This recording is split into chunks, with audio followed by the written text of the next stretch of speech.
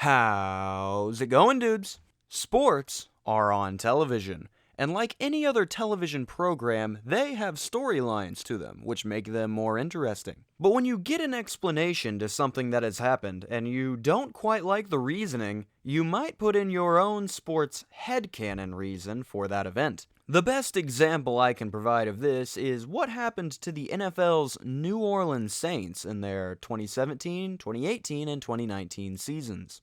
Let me set the scene for the non-sports fans. The Saints only have a few seasons left in order to win the big trophy before their number one guy, Drew Brees, becomes too old to play anymore. They were really good in these 3 years, so they had a pretty good chance to win it all if they could get to the finals. Let's see how they did.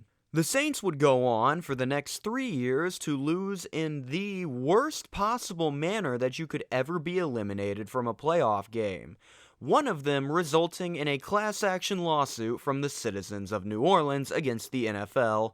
They would lose. Needless to say, Mr. Breeze did not win the trophy again, and as of now, the Saints are poo-poo garbo. But let's look at this again. This doesn't just happen to a team for no reason. This is pain on a universal level. But I have a headcanon explanation that shows not only why this happened, but why the Saints deserved it. Ladies and gentlemen, the city of New Orleans was left on the field to die as karma for their transgressions in the Bountygate scandal. For those not in the know, between 2009 and 2011, the Saints defense got up to some silly goofy behavior where, say, if they were about to play the New Hampshire Hamsters, the defensive coach would offer small pay incentives to his players if they could mangle the Hamsters' star player so badly that he was unable to return to the game. Once the league caught wind of the plot to legitimately assault people, they were slightly miffed, and Big Boss Roger decided to lightly scold the team with some of the most severe sanctions in league history. But that apparently wasn't enough, as, at least this is what I think happened,